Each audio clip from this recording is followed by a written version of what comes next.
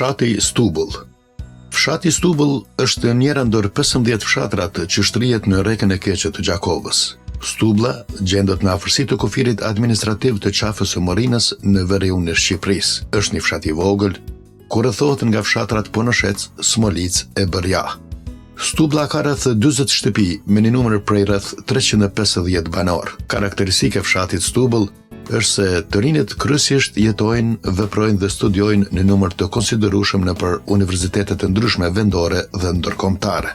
Një numër i madh i banorëve të fshatit jetojnë në botën e jashtme. Ata që jetojnë në fshat kryesisht merren me bujqësi dhe blegtori. Toka është shumë e pleshme dhe llogaritet si e klasës së parë dhe të dytë. Përreth fshatit kalon lumi e Reniku. Banorët e fshatit Stubull gjatë luftës së fundit janë përgjigjur thirrjes së dheut me të gjitha mundësitë, duke dhënë edhe dëshmor. Po ashtu në këtë fshat ka lindur një krijues që premton shumë. Ky është Fejz Demiri. Përshëndetje, mirë se keni ardhur në Stubull. Unë quhem Fejz Demiri, vij nga ky fshat i vogël i komunës së Gjakovës. Fshat i vogël për nga masia dhe dënësia e popullsisë, por që gjithmonë brez pas breze dhe gjenerat pas gjenerate ka lindur njerëz të ngritur intelektual patriot në element të ndryshëm të artit, shkencës edhe të kulturës. Me shkrimi kam filluar rastisht qysh moshën 14-15 vjeçare. Fejzi është një krijues i ri, bën pjesë në grupin atyre të rive që dallohen për pasionin dhe dëshirën e madhe që kanë ndaj shkrimit. E përgëzoj që në këtë moshë kaq të re ju ka përkushtuar poezisë. Një ndër artet më të mira, e cila shprehet me fjalë, e fjala është ajo që buron nga shpirti i njeriu.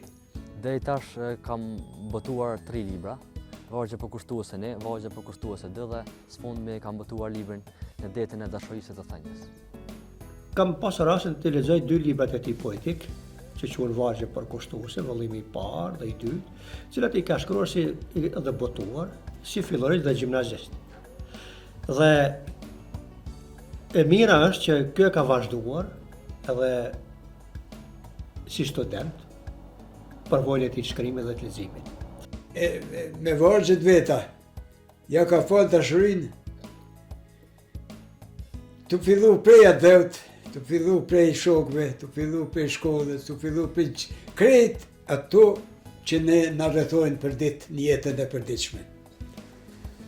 Edhe kjo laromani e temave është një pashuri e madhe e shpirtit të tij. E ka edhe një veçanti.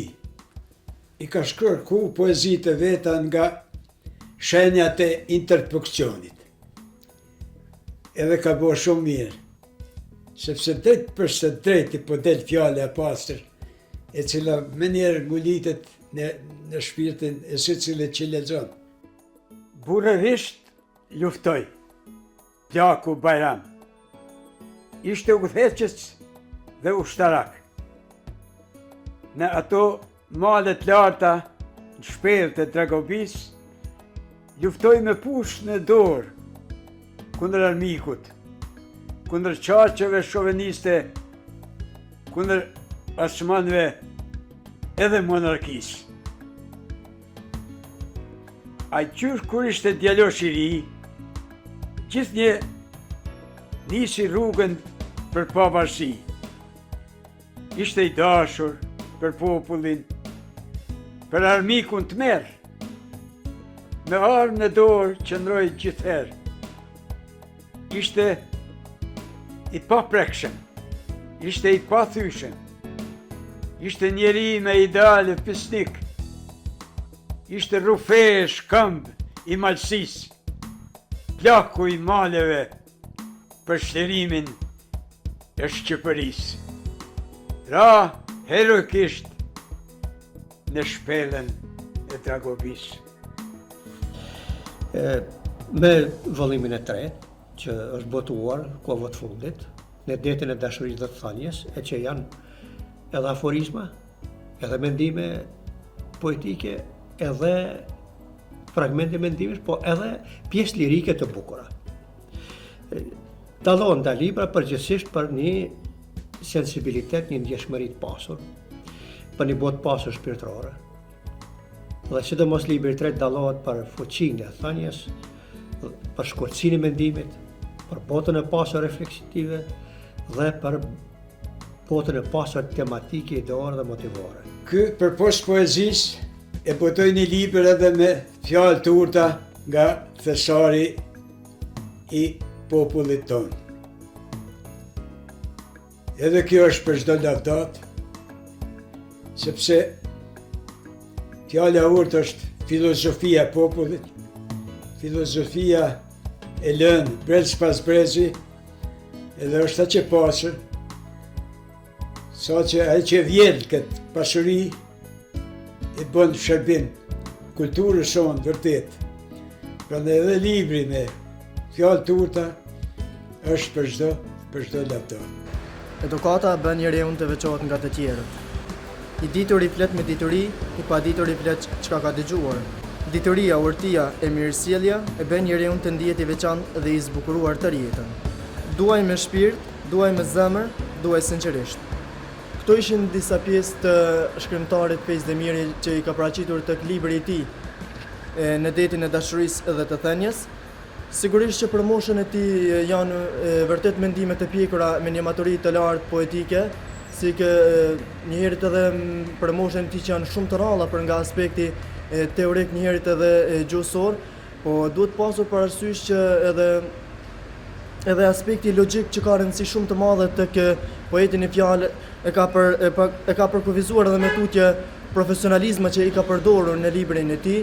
Sigurisht që me librat e tij, i cili në radhë është i treti, dhe dy librat e paraprak, sigurisht që kanë një vlerë shumë të madhe për moshën e tij njerit edhe për rinin siç është sot, si dhe është i vetmi thuajse shkrimtar i moshës së kësaj rinie që premton shumë për profesionin që ka, njerit edhe një poet që sigurisht që në të ardhmen do të jetë thuajse i suksesit. Ky libër ka të veçantën e tij. Sado që ndërne ka libra të botuar për aforizma, mendime shkurtë, megjithatë kjo ka një të veçantë tjetër, që pra një mendimi edhe një thënie të shkurtë ai fut një pjesë lirike, dhe pra një pjesë lirike një fragment meditativ, dhe pra një fragment meditativ ai fut po ashtu edhe një pjesë tjetër si thoshte përgjithësimeve letrare ose sociale ose analitike. Domethënë, gjithë kjo pasuri i jep një vlerë të veçantë të librit dhe bën jo vetëm të lexueshëm, po të pëlqyeshëm, edhe të dalluar. Fejziu premton shumë. Premton, jo, domethënë, për shkak premton që do të arrijë edhe shumë çka tjetër, për shkak kulturës të leximit, për shkak kulturës së tij të shkrimit dhe për shkak të kulturës së tij të përkushtimit ndaj dijes, po përgjithsisht edhe ndaj vlerave që janë kulturore, letrare, përgjithsisht ditërore.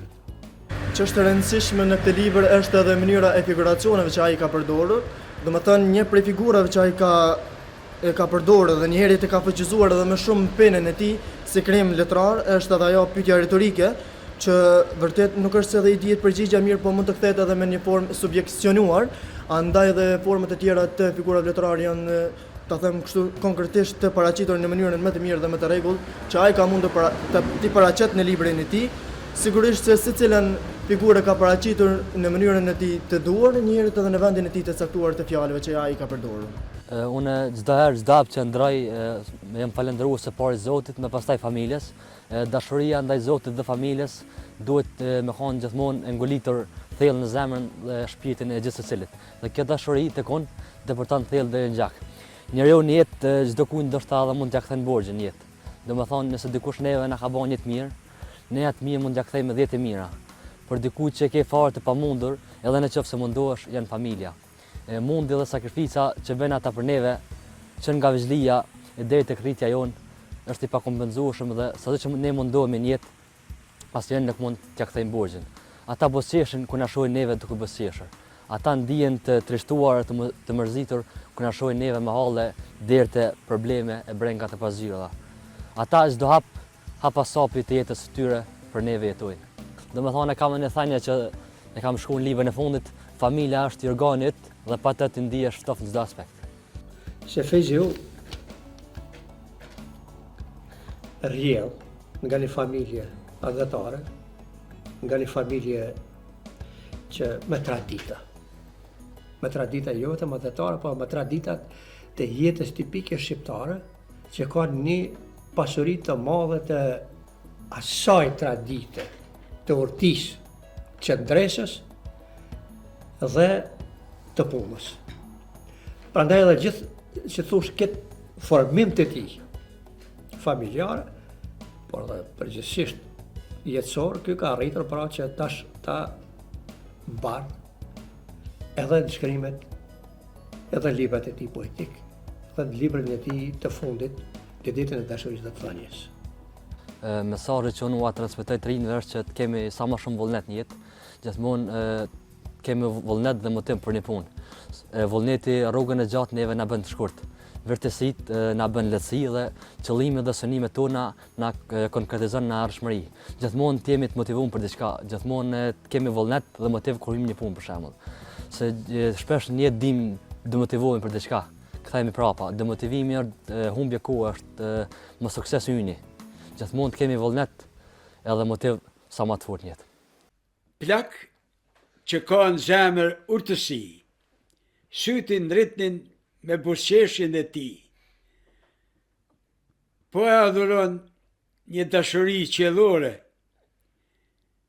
përqafon fëmijën si të ishte trëndafil. Zgjendet asnjë këndar që ta peshoj këtë njeri. A thua, a do t'i shpërblihet mirësjellja e tij? S'lë asnjë qast koha t'i shkoj pa dobi. Është i dashur, i respektuar nga çdo njeri. Ah, sa larg nga ti jemi. Dashuria djeg edhe nga larg. Me kot po qajmë. O baca jonë, koha neve po në ndanë.